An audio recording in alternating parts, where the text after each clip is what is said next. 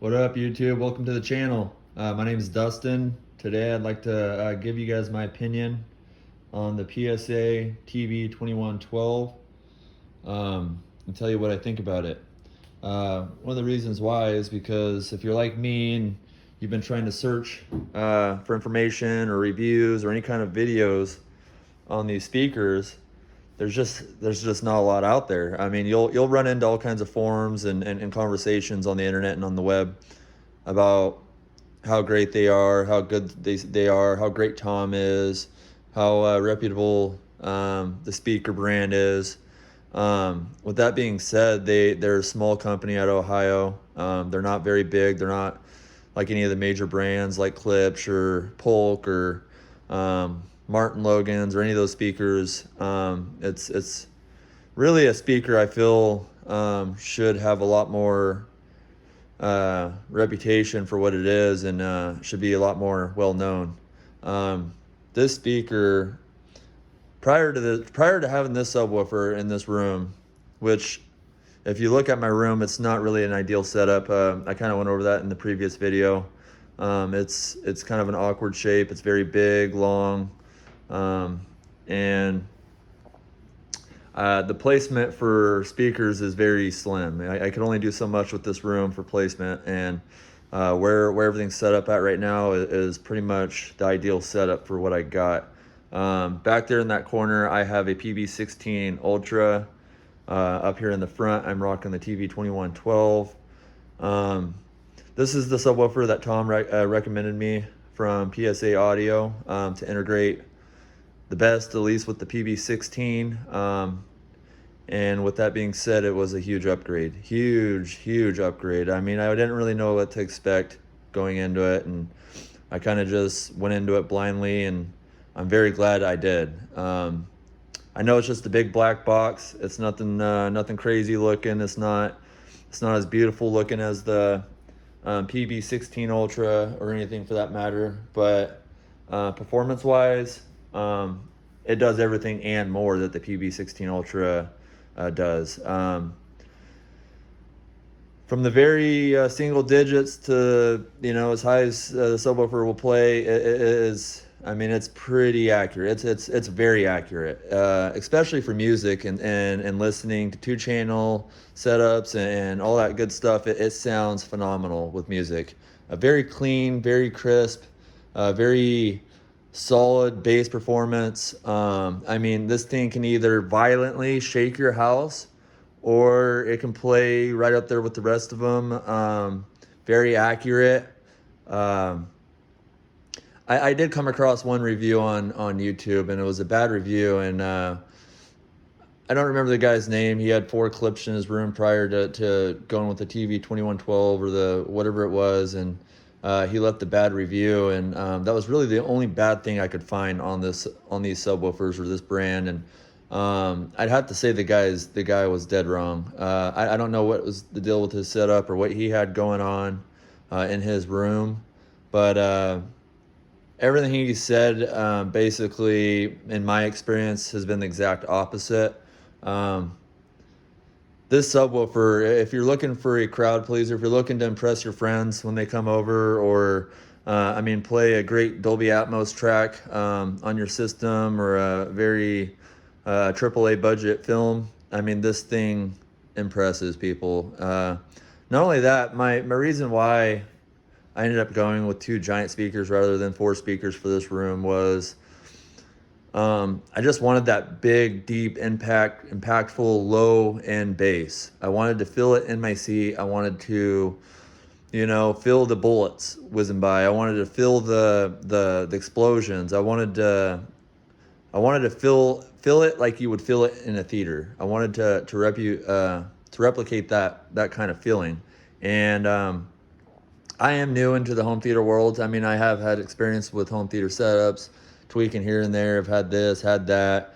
Nothing on this level. This is kind of my first big main purchase in the home theater world. As far as money goes, I kind of just went all out and decided to say, if I'm going to do it, I'm going to do it right. With that being said, originally I had the pb16 Ultra up here up front. It sounded great. It did great. At the time, I only had one subwoofer, thinking, if I went with something big, it would give me the bass in this room that I needed. That wasn't the case. It did sound clean. It did sound nice. It just wasn't really shaking my couch or giving me the feeling that I wanted. I set out and did a ton of research looking to see what I could do, if I should have went with 2 speakers or 3 speakers or 4 woofers in each corner, or should I just go with 2 big ones. I kind of just decided to go all in on the big Mac Daddies here. And let me tell you, when both these things are running and cranked up, and we got music or a movie going, it's something that you'd have to really sit down and experience to really to understand what you're missing out on if you haven't heard a 21-inch driver, just digging deep in the low teens. Same with the pb16 Ultra. It's a great subwoofer, very nice, very beautiful finish on the gloss black and the digital EQ, or the digital tuner that they have on it, or whatever it is. It's a nice subwoofer, but performance-wise, in every aspect, in my opinion, the tv2112 blows it out of the water. It's the kind of bass that vibrates your bones, if you want it to vibrate your bones. I had the gain barely even turned up a quarter, and it fills this whole room with just, shaking the glass, this and that, and it does a great job at doing what it's supposed to be doing. Of course, I don't like everything rattling in the house and shaking when I'm watching a movie. I do want it to be impactful, but I don't want stuff falling off my walls. So I do tune it down. When I am listening to music, I do crank it up a little bit, just because it's kind of hard not to. It's fun. The pb16 Ultra in the back there, it doesn't keep up. It doesn't keep up with this thing, not even a little bit. It does sound great. It does perform great in the lower frequencies. I don't really have anything bad to say about it, other than I would say the pb16 Ultra just doesn't perform that great in the mid bass selection, in the upper frequencies. It kind of just drops off. It gets very quiet in the higher spectrum of the frequencies there. This subwoofer will play loud and continue to play loud and shake and be very accurate all the way through. So if you're looking to if you're wondering what's next after pb16 Ultra, well, there's a few brands out there. I can't really name any off the top of my head. If you've done your research, if you've been looking out there, I think Rhythmic is up there. I think I want to say the JTRs is, end-game subwoofers. I would say this is very, very close in aspect of the JTR line. They're going for performance. They're not really going for, how aesthetically pleasing it is for the room. Maybe at some point they will. Maybe at some point they'll do some nicer finishes. I know they just came out with the matte finish. Right after I bought this, they just rolled out the matte finish on this product here. And I know that they have a speaker line and center and mains and surrounds and all that cool stuff. But if you're looking for the next best thing, the next best subwoofer, the best bang for your buck, if you don't feel like spending $3,000 on a pb16 Ultra, this is it. It's cheaper than the pb16 Ultra. And for those of you that, say wife approval or whatever, this goes to show that you can have a giant speaker in your living room and it still look beautiful. It really just comes down to setup, preferences, and how you kind of rearrange and arrange a room. I kind of played with it every which way. I'm one of those guys that like things that are aesthetically pleasing, and I did love my pb16 Ultra up here up front. It was a beautiful speaker, very nice highlight to the room. Blended well, but I will have to say, when I put the tv2112 up here, I was pleasantly surprised. I did not realize that it was going to blend as well as it did with my speakers.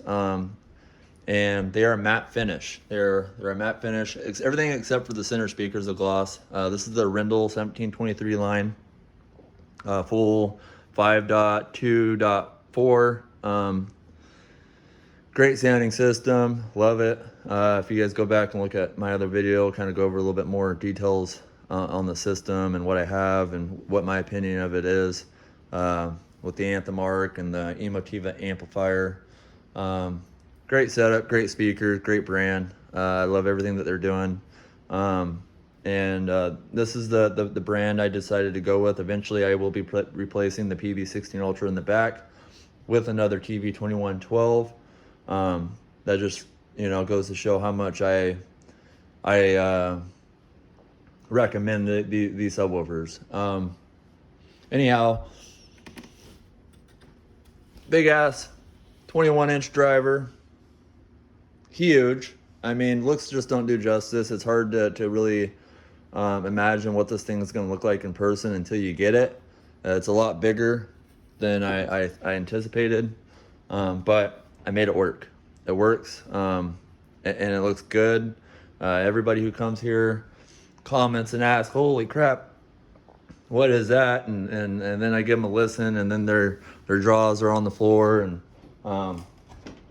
they're just mind blown. A lot of people who aren't familiar with home theater stuff, they think, "Well, why did you go with something so big? Holy crap, that's kind of overkill." Well, it's not really about going with something big per se. It's just having that extra horsepower is nice, especially when it's there when you need it. It's there to play with it and have fun when you want to have fun. I don't got this thing cranked up all the way to the nines all day long every day when I'm listening to music or playing movies, but my God, is it fun to play with it, especially when listening to music.